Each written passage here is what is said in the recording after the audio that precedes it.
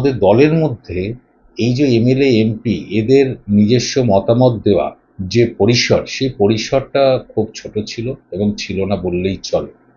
আজকে হেরে যাওয়ার পর তাই এমএলএরা তাদের নিজস্ব মতামত দিয়ে বিরোধী দলনেতা, বিরোধী ডেপুটি লিডার এগুলো ঠিক করে নিচ্ছে এবং ওইটাই হচ্ছে কারণ, একটা বিকল্প ব্যবস্থা তৈরি করে নিচ্ছে। আমার মনে হয়েছে সেটা হয়তো, হয়তো হ্যাঁ, তাই দলের মধ্যে একটু আলোচনা করার জায়গাটা থাকলে আমার মনে হয় এটা অনেকটা এতটা হতো না। দীর্ঘদিন মন্ত্রিসভায় একটি দায়িত্বপ্রাপ্ত একদম ভারপ্রাপ্তটা সামলেছেন, কিন্তু হঠাৎ করে সরকার বদলাতেই রাজনীতি ছেড়ে দিলেন। তার কারণ হচ্ছে একটা যে সরকারের যে বদল ঘটবে, এটা স্বাভাবিক প্রক্রিয়া গণতান্ত্রিক ব্যবস্থায়। মানুষ পরিবর্তন করে, একটা সরকার আসে আবার সে চলে যায়, অন্য সরকারের হাতে দায়িত্ব আসে, অন্য দলের হাতে দায়িত্ব দেয় মানুষ। তো সেটা খুব স্বাভাবিক, এটা নিয়ে কোনো প্রশ্ন নেই। কিন্তু ঘটনাটা হলো যে আমি দীর্ঘ 40 বছর রাজনীতি করেছি, তারপর মমতা বন্দ্যোপাধ্যায় তৃণমূল করেছি, তার নেতৃত্বে করেছি। তিনি যা দায়িত্ব দিয়েছেন সাংগঠনিকভাবে এবং সরকারেরও যে দায়িত্ব দিয়েছেন, যেটা দিয়েছেন আমি সেটা নিষ্ঠার সঙ্গে পালন করার চেষ্টা করেছি। এবং আমার যত বয়স বেড়েছে আমার রাজনৈতিক বোধের পরিবর্তন হয়েছে। আমি রাজনীতি বলতে মানুষ বুঝেছি, যেটা দিদি বলতেন যে আমি দলমত নির্বিশেষে সমস্ত মানুষের কাছে সরকারি সুযোগ সুবিধা পৌঁছক এবং রাজনীতি থেকে হিংসা দূর হয়ে যাক, এটা নিয়ে কিন্তু আমি লাগাতার লড়াই করেছি। তারপরে এই নির্বাচনে আমি যেটা দেখলাম যে একটা বিপুল সংখ্যক মানুষ আমাদের বিপক্ষে ভোট দিল, তারা পরিবর্তন চাইলো, রাজ্যের পরিবর্তন ঘটিয়ে দিল। আমার কেন্দ্রেও দেখলাম প্রচুর মানুষ তারা বিরোধী বিজেপিকে ভোট দিল। হয়তো আমি সামান্য ভোটে জিতেছি বা সে কাউন্টিং করতে দেয়নি, সেটা আমি ওদিকে যাচ্ছি না। আমার তখন মনে হয়েছে যে আর বোধহয় রাজনীতি করার কোনো প্রয়োজনীয়তা নেই, সক্রিয় রাজনীতি করার প্রয়োজনীয়তা নেই, কারণ মানুষ যখন পরিবর্তন চেয়েছে।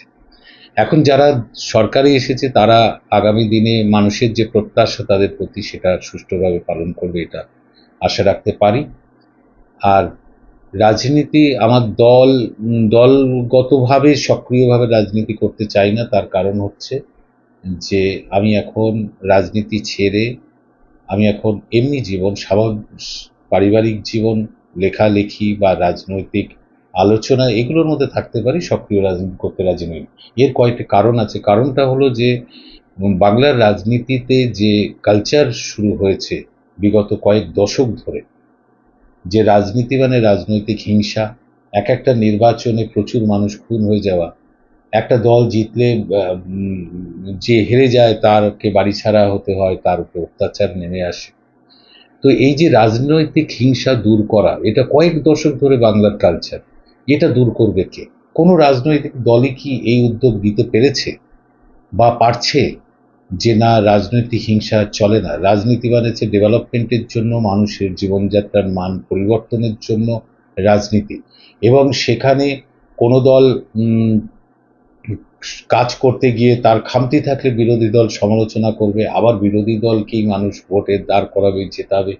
এই জায়গার মধ্যে কিন্তু রাজনীতি রইল না। কুৎসা, অপপ্রচার, প্রতিহিংসা পরায়ণতা এবং অশালীন কথাবার্তা, যে যার বিরুদ্ধে বলা, এই রাজনীতির সাথে আমার খাপ খাচ্ছিল, সত্যি খাচ্ছিল না। ওখানে আমি মানে সেট করা নিজেকে খুব কষ্টকর হয়ে দাঁড়াচ্ছিল এবং সেটা ক্রমবর্ধমান। সেটা আমাদের সময় হয়েছে, সিপিএম এর সময় হয়েছে, আজও হচ্ছে। তো এই রাজনীতি থেকে যখন মানুষ দায়িত্ব থেকে সরিয়ে দিয়েছে, ফলে আমাকে একজন সাধারণ মানুষ বানিয়ে দিয়েছে, ফলে এখন তো আমার দায় রইল না কিছু। ফলে এখন তাই রাজনীতি থেকে সরে যাওয়া বা অবসর নেওয়াকেই আমি সঠিক বলে মনে করছি। এটা আমার একেবারে ব্যক্তিগত মত, এটা কারো প্রতি আমার রাগ অভিমান এইসবের মধ্যে আমি একেবারেই যেতে চাই না। তবে রাজনৈতিক আলোচনা, দেশ থাকবে, সমাজ থাকবে, সে আলোচনার মধ্যে কখনো না কখনো আমি থাকবো, নিশ্চয়ই থাকবো। আমার লেখালেখির মধ্যে থাকবো, আমি অন্যান্য মিডিয়াতে থাকবো। কিন্তু কোনো দলের সক্রিয় রাজনীতি মাঠে নেবে, এই জিনিসটা আর করার ইচ্ছা আমার নেই। দাদা কি বলবেন, আজকের দিনটা ঘটনাবহুল দিন। আজ তৃণমূল কংগ্রেস কার্যত বলা যেতে পারে দুভাগ হয়ে গেল। কি বলবেন এই পরিস্থিতি? দুভাগ হয়ে গেল, কারণ এই দল মমতা বন্দ্যোপাধ্যায়ের নেতৃত্বে লড়াই করেছিলেন। তিনি আনপ্যারালাল লিডার ভারতবর্ষে এবং জনপ্রিয় নেত্রী। বাংলায় 15 বছর থেকেও তিনি অনেক কাজ করার চেষ্টা করেছেন। হয়তো কিছু কাজ অসমাপ্ত রেখে গেছে, অনেককে খুশি করতে পারেননি, এটা করেছেন। আজকে মানুষ পরিবর্তন চেয়েছে, পরিবর্তন চেয়ে বিকল্প সরকার নিয়ে এসছে। এই অবস্থার মধ্যে দাঁড়িয়ে তৃণমূল কংগ্রেসের যারা এমএলএ, একটা বিরাট সংখ্যক এমএলএ, তারা নিজেরা নিজেদের মতো করে বিরোধী দলনেতা এগুলো ঠিক করে দিল। আমার যেটা মনে হয়েছে যে আমাদের দলের মধ্যে এই যে এমএলএ এমপি এদের নিজস্ব মতামত দেওয়া যে পরিসর, সেই পরিসরটা খুব ছোট ছিল এবং ছিল না বললেই চলে। আজকে হেরে যাওয়ার পর তাই এমএলএরা তাদের নিজস্ব মতামত দিয়ে বিরোধী দলনেতা, বিরোধী ডেপুটি লিডার এগুলো ঠিক করে নিচ্ছে এবং ওইটাই হচ্ছে কারণ, একটা বিকল্প ব্যবস্থা তৈরি করে নিচ্ছে। আমার মনে হয়েছে সেটা হয়তো, হ্যাঁ, তাই দলের মধ্যে একটু আলোচনা করার জায়গাটা থাকলে আমার মনে হয় এটা অনেকটা এতটা হতো না। মন্ত্রী হিসেবে তবে কাজ করতে গিয়ে কি আপনি হ্যাঁ, মন্ত্রী হিসেবে কাজ করতে গিয়ে এই সমস্যার সম্মুখীন না, হয়েছেন? মন্ত্রী হিসেবে আমাকে যে দায়িত্ব দিয়েছিল আমি সেই মন্ত্রকটা ভালোভাবে কিছু সংস্কার করেছি, অনেকটা পরিবর্তন করেছি। রেভিনিউ অস্বাভাবিকভাবে আমার 3 বছরে বেড়েছে।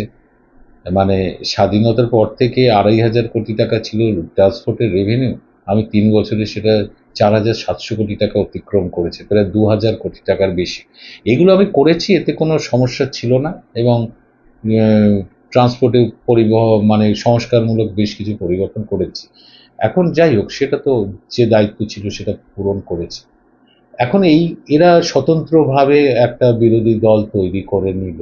এখন দেখা যাক যে কিভাবে চলে। মমতা বন্দ্যোপাধ্যায় তিনি তো লড়াই করবেন, তার সঙ্গে তৃণমূলের গ্রাসরুট লেভেলের কর্মীরা থাকবে, যে মানুষগুলো তৃণমূলকে ভোট দিয়েছে মমতা দিকে দেখে, সেগুলো তাদের সঙ্গে থাকবে এবং নতুন যারা তৈরি করলেন এদের কি অবস্থান হবে এখনই বলা শক্ত। তবে বিরোধী দলনেতা নিজেদের মতো করে তৈরি করেছে, এটাই আমি দেখতে পাচ্ছি। রাজনীতি ছাড়ার পর কিছু জানানো হয়েছে আপনার? না, আমি দলকে এটা জানানোর প্রয়োজনীয়তা নেই।